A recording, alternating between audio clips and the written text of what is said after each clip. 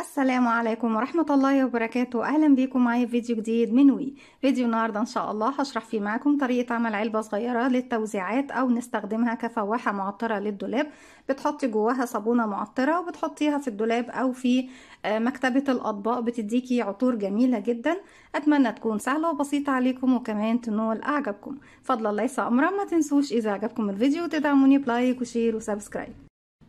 بنستخدم لعلبتنا النهاردة أو علبة التوزيعات النهاردة أو الفواحة 3 ألوان. تقدري تستخدمي أي نوع خيط متوفر عندك من بقايا الخيوط، ما بتاخدش مننا كمية خيوط كبير.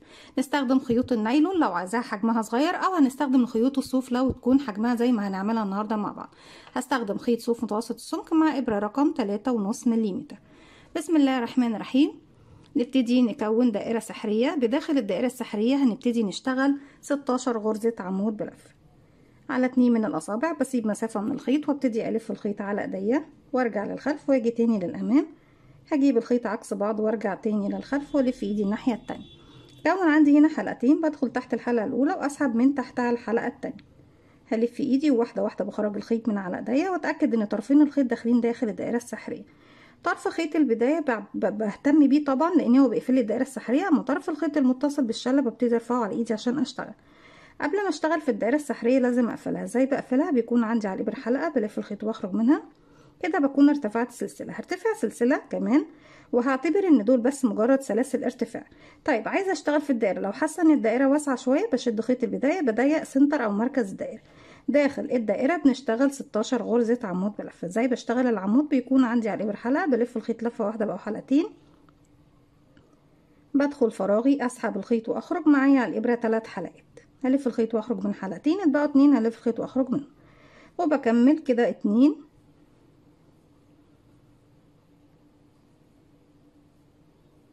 3. وممكن كمان نشغلها بخيط المكرمية الفرنساوي. النول الفرنساوي بيكون رفيع مع ابرة رقم 2 ملم. بكمل لغاية ما بوصل 16 عمود وارجع لكم نكمل مع بعض. رجعت لكم تاني كده اشتغلنا 16 عمود، هزود كمان عليهم 2 17 18 زي ما احنا شايفين كده معايا. بسم الله. 1 2 3 4 5 6 7 8 9 10 11 12 13 14 15 16 17 18. في النهاية خيط البداية ببتدي اشده، اقفل مركز او سنتر الدائرة. السلسلتين ماليش علاقة بيهم، بروح لأول حرف في، لأول غرزة عندي، واخلي معايا كمان خيط البداية واقفل بغرزة منزلقة زي ما احنا شايفين. هبتدي ارتفع سلسلتين وهم هيكونوا بس مجرد سلاسل ارتفاع فقط لا غير، مش بعتبرهم من الغرز بتاعتي. فوق كل غرزة ببتدي اشتغل انكريز تزايد، يعني بشتغل فوق كل فراغ مرتين. اول فراغ هو اللي قفلت فيه بشتغل فوقيه 1 2 واللي بعدها 1 2 وهكذا. فوق كل غرزة بنشتغل تزايد، يعني بشغل 2 عمود بلفة في فراغ 1 لغاية ما بخلص السطر كله بالتزايد وارجع لكم تاني. في نهاية السطر زي ما احنا شايفين بسيب سلسلتين الارتفاع، بروح لأول غرزة اشتغلتها. لو لسه خيط البداية بخليه معايا. السطر اللي جاي ببتدي اشتغل تزايد ومرة تانية بدون تزايد. هرتفع سلسلتين وزي ما احنا اتفقنا مع بعض دي مجرد سلاسل ارتفاع، يعني بشتغل مرتين في أول فراغ انكريز تزايد 1 2 والفراغ اللي بعده بدون تزايد، يعني هشتغل عليه مرة واحدة بس. هنا اشتغلت مرتين، هنا اشتغلت مرة واحدة. ارجع تاني الفراغ اللي بعده انكريز تزايد، يعني بشتغل فيه مرتين، والفراغ اللي بعده مرة واحدة بس، وبكرر دوت لغاية نهاية السطر. 2 1 2 1 2 1 لغاية ما بوصل لنهاية السطر. رجعت لكم تاني وفي نهاية السطر بنقفل بمنزلقة فوق أول غرزة اشتغلناها. السطر اللي جاي بيكون آخر سطر عندي في القاعدة بتاعة العلبة. بنعمل تزايد و2 عمود بلفة في الفراغين اللي بعده، يعني تزايد عمود عمود سلسلتين ومجرد ارتفاع. تزايد يعني بشتغل فوق أول فراغ مرتين انكريز 1 2. بعد كده الفراغ اللي بعده عمود، والفراغ اللي بعده عمود، وبكرر دوت لغاية ما بوصل لنهاية السطر. انكريس عمود عمود، يعني تزايد عمود عمود، تزايد عمود عمود، تزايد عمود عمود، لغاية ما بوصل لنهاية السطر. انكريس تزايد عمود عمود، وبكرر دوت لغاية نهاية السطر. كده بعد ما خلصنا السطر الأخير في القاعدة، عندي سطر 2 3 4. هبتدي أقفل في أول غرزة عندي بغرزة منزلقة، هرتفع 1 2، وهبتدي أشتغل على الحلقة الخلفية من الغرز. فوق كل غرزة غرزة عمود، يعني أنا عندي هنا حرف الفي، في حلقة أمامية وفي حلقة خلفية. هبتدي أشتغل على الباك لوب الحلقة الخلفية دي. أول غرزة أنا قفلت تحتيها، باخد الحلقة الخلفية منها الباك لوب واشتغل فوقيها عمود بلفة 1. أكرر، عندي هنا اهي حلقة أمامية بسيبها مليش علاقة بيها، بروح للحلقة الخلفية يا بنات وابتدي أشتغل عمود بلفة فوق كل غرزة تقابلني، وهكذا حتى نهاية الراوند أو دوران السطر بتاعي. عمود فوق كل فراغ في الباك لوب في الحلقة الخلفية. تاني بكرر، عندي هنا حرف الفي بالكامل زي ما احنا شايفين، ضلعين، ده الضلع الخلفي وده الضلع الأمامي اللي بيكون قدام عينيا. بسيب الضلع الأمامي ما بشتغلش فيه، وبصوا لما أنا سبته بيكون عندي بارز في الجهة اللي هي طبعا القاعدة دي، وبشتغل في الباك لوب اللي هي الحلقة الخلفية من السلسلة أو الغرزة بتاعتي. بكمل بقى لغاية ما بخلص السطر كله وارجع لكم نكمل مع بعض. رجعت لكم تاني وكده بيكون خلص السطر معايا، وزي ما احنا شايفين خلاص العلبة ابتدت تاخد الشكل طبعا ايه الطبق بالشكل ده، وده نتيجة ان احنا اشتغلنا في الحلقة الخلفية. اصبحت الحلقة الامامية عندي هنا بالشكل دوت، والعلبة بتاعتي اخدت ايه شكل ايه التدويرة بتاعتها او الحردة بتاعتها. نبتدي نقفل. طبعا زي ما قلت لكم في بداية الفيديو الحجم هنا عشان الخيط صوف متوسط السمك بيدينا الحجم دوت، يعني بتكون علبة كبيرة شوية، لكن احنا لما بنشتغلها كتوزيعات بنشتغلها بخيط النايلون مع إبرة رقم 1.75 أو 1.5 مليمتر، اللي هي بتكون طبعا بنشغل بيها عرايس الأميجروني، أو بتشغلي بخيط النول الفرنساوي المكرمية الفرنساوي مع إبرة رقم 2 مليمتر، يعني زي ما انت حابه. ولو اشتغلتيها بخيط اسمك من كده وابره اكبر من كده هيكون حجم العلبه اكبر.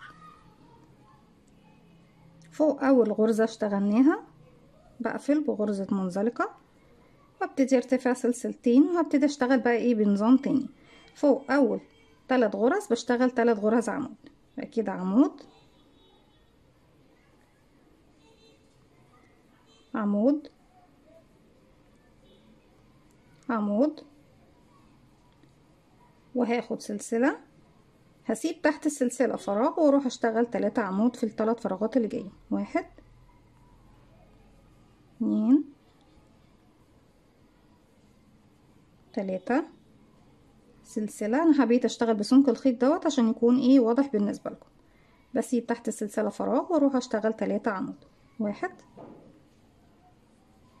2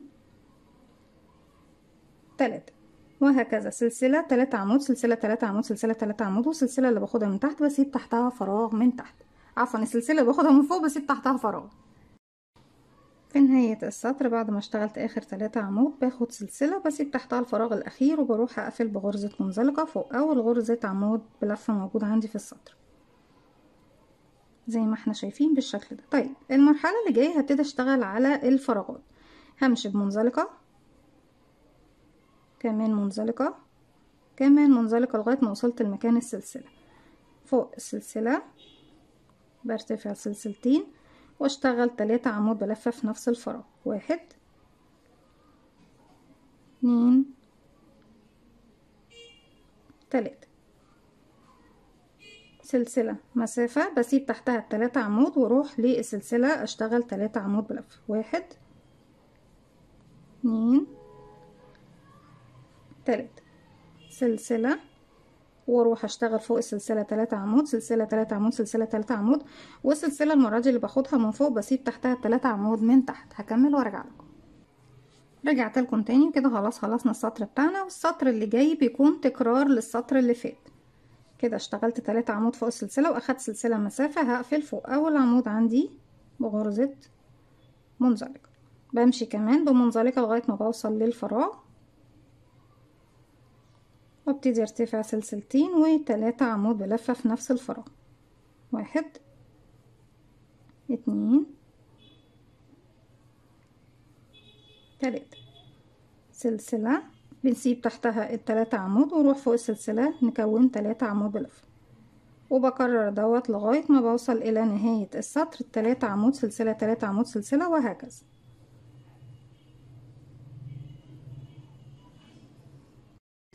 رجعت لكم تاني وبالشكل ده زي ما احنا شايفين. انا كده عندي سطر 2 3 4 5 6 7 8. في المرحلة دي بيكون خلاص شغلنا باللون البينك دوت، او اللون عامة اللي احنا بنعمل بيه شكل السلة او الباسكت او العلبة بتاعتنا، بيكون خلاص انتهى. بقفل بغرزة منزلقة بالشكل ده، وبعد كده بلف الخيط وبسحب 10 سنتي، وبعد كده ببتدي اقص الخيط. بنسحب ال10 سنتي دول عشان في النهاية بإبرة التنظيف نبتدي ننضف الشغل بتاعنا. طيب ببتدي اشتغل باللون التاني، يعني على حسب ما انت تحددي الالوان اللي انت حباها. انا اشتغل باللون الاخضر،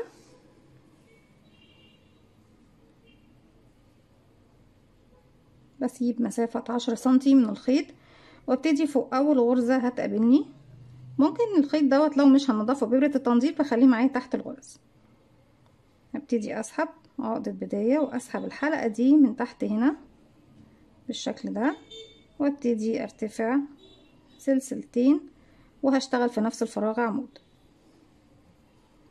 بعد ما اشتغلت عمود بلفة هاخد سلسلتين مسافة 1 2، واروح للعمود اللي بعده واشغل عمود 1 2 سلسلة، واروح للعمود اللي بعده اشغل عمود. فوق كل فراغ بيقابلني بشغل عمود سلسلتين عمود سلسلتين عمود، حتى الفراغ اللي فيه السلسلة يا بنات. انا اشتغلت كده فوق 3 اعمدة، وكمان السلسلة بشتغل فوقيها عمود سلسلتين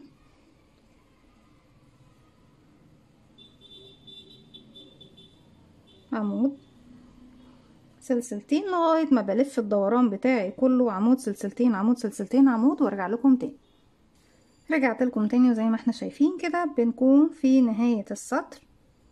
بعد ما اشتغلت اخر عمود باخد سلسلتين وبروح فوق اول عمود اشتغلته بقفل بغرزة منزلقة. نبتدي نقص الخيط، وبكده بردك نكون خلصنا مرحلة اللون اللي هو اللون الاخضر. طيب دلوقتي عايزين قبل ما نبتدي بس نعمل الوردات او الزهرات اللي احنا بنعملها، عايزة على القاعدة ابتدي اشغل باللون الوردة نفسه.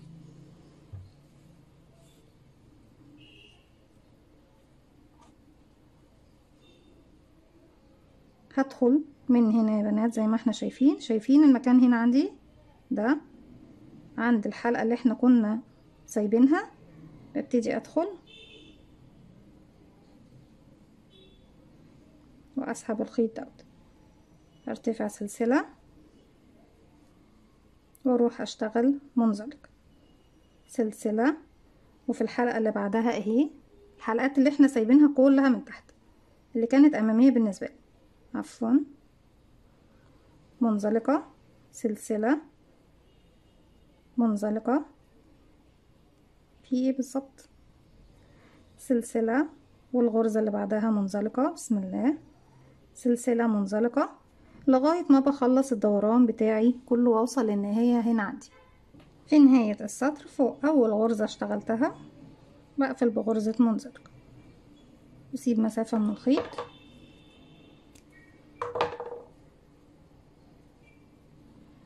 ببتدي اسحب الخيوط دي عندي من الداخل،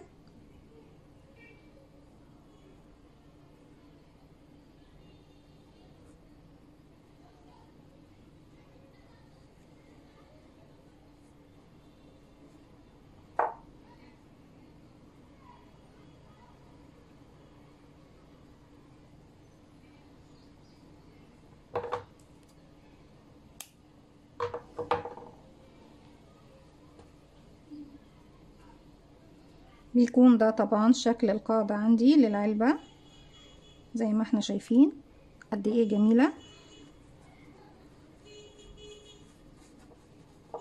طيب المرحلة اللي جاية بقى بنبتدي نقفل الوردات بتاعتنا اللي بتكون حوالين العلبة. لازم نظبط شغلنا زي ما احنا شايفين بالشكل ده، دايما واحنا شغالين نظبط كل شغلنا.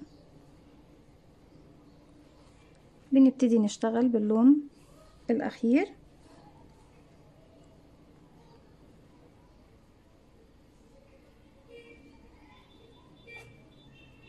بقفل عقدة بداية وباجي هنا فوق السلسلتين الموجودين عندي يا بنات. الأعمدة مش ليه علاقة بيها خالص، باجي فوق السلسلتين ادخل اسحب الخيط واخرج، معايا حلقتين هلف الخيط واخرج منهم، بكده بكون اشتغلت غرزة حشو. بشغل غرزة حشو وباخد سلسلة وبشغل داخل نفس الفراغ 1 2 3 4 عمود، وهاخد سلسلة وغرزة حشو تاني في نفس الفراغ. هروح للسلسلتين اللي بعدهم، حشو، سلسلة، 4 عمود،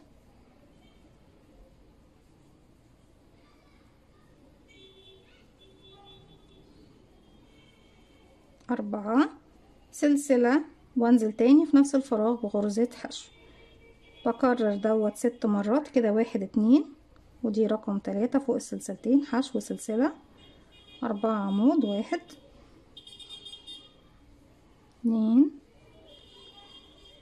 3 4 سلسلة، حشو،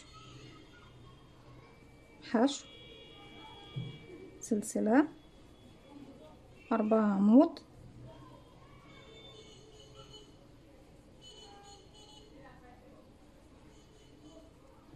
سلسلة، حشو. كده 1 2 3 4. لسه الفراغ اللي جاي 5، حشو، سلسلة، 4 عمود،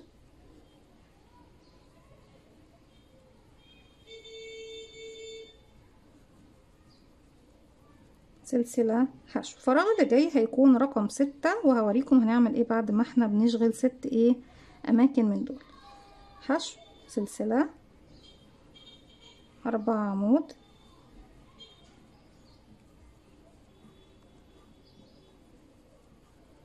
سلسلة، حشو. بالشكل ده زي ما احنا شايفين. هسحب الخيط ده كده شوية.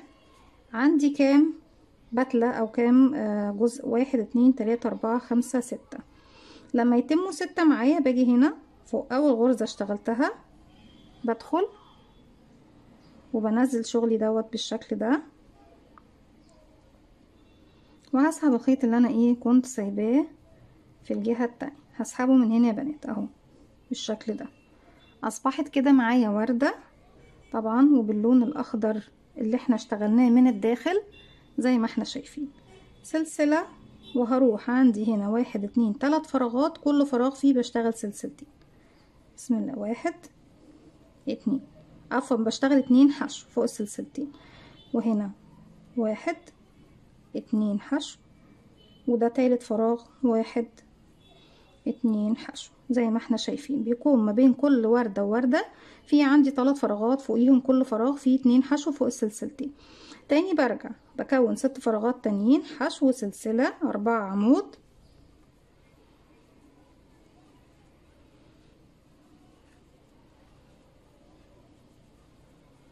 سلسلة، حشو.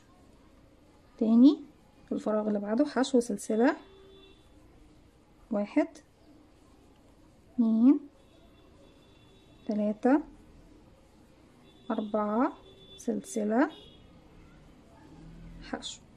بروح للسلسلتين اللي بعديهم، حشو، سلسلة، 1 2 3 4 سلسلة، حشو. كده عندي كام؟ 1 2 3، ودي رقم 4. حشو، سلسلة، 1 2 3 4 سلسلة، حشو، حشو، سلسلة، 1 2 3 4 سلسلة حشو. كده عندي كام بتلة؟ بسم الله، 1 2 3 4 5. دي اخر واحدة اللي جاية حشو سلسلة 4 عمود، 1 2 3 4 سلسلة، وفي نفس الفراغ حشو. كملنا الستة. بسحب شغلي بالشكل دوت، باجي لأول غرزة اشتغلتها هنا،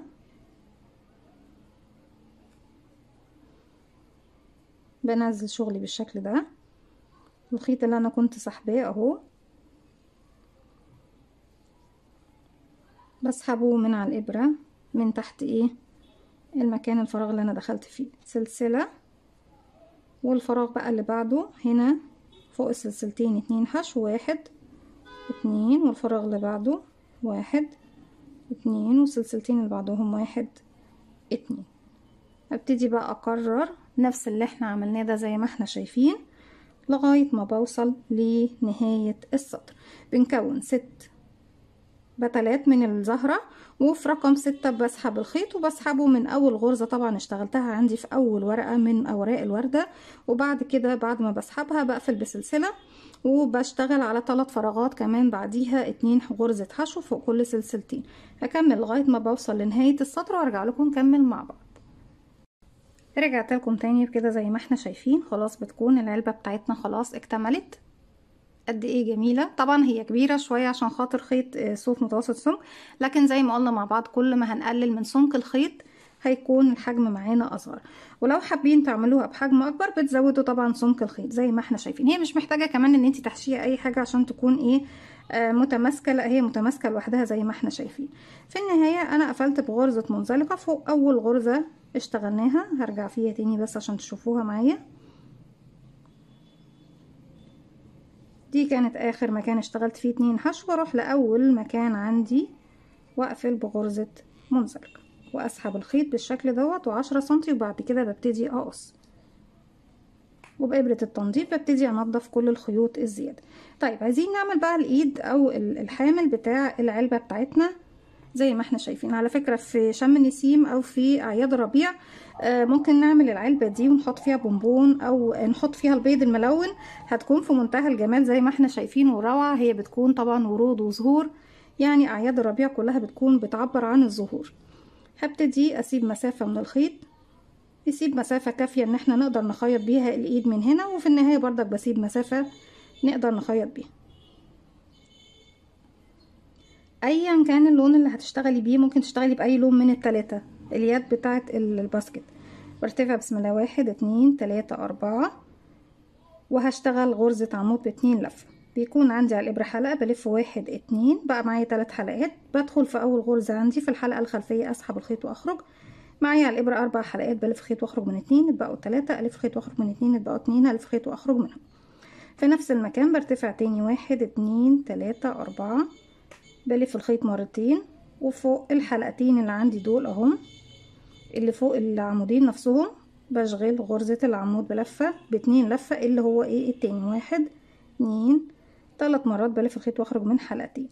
1 2 3 4، بلف الخيط مرتين، بدخل فوق الحلقتين اللي قصادي دول على طول واشتغل العمود ب2 لفة التاني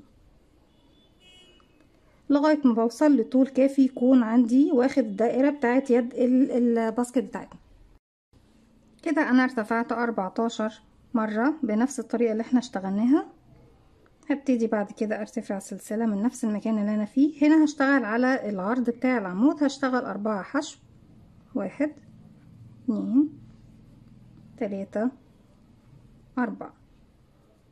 هروح للسلاسل او العمود اللي بعده 1 2 3 4، وهكذا بكرر فوق كل فراغ يقابلني 4 غرزة حشو لغاية ما بوصل لآخر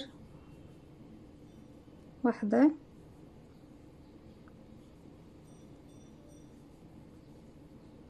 هبتدي اشتغل على الجانب التاني من الشغل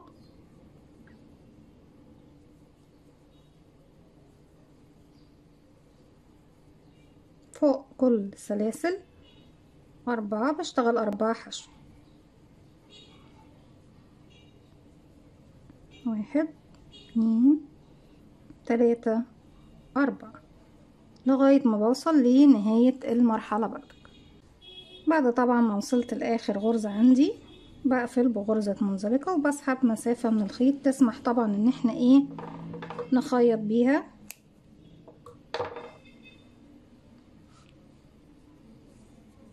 بعد كده بلضمها في إبرة التنظيف او في إبرة خياطة وببتدي اخيطها في الجوانب عندي هنا من الجانب دوت ومن الجانب ده زي ما احنا شايفين بالشكل ده.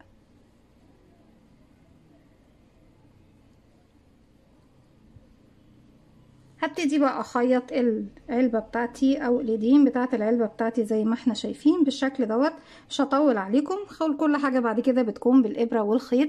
اتمنى ان النهاردة فيديو النهاردة يكون سهل وبسيط عليكم وكمان ينال اعجابكم. ما تنسوش فضل الله ليس امرا اذا عجبكم الفيديو تدعموني بلايك وشير وسبسكرايب واستنوني في فيديو جديد من وي. متنسوش كمان تفعلوا زرار الجرس يوصلكم مني كل جديد. السلام عليكم ورحمة الله وبركاته.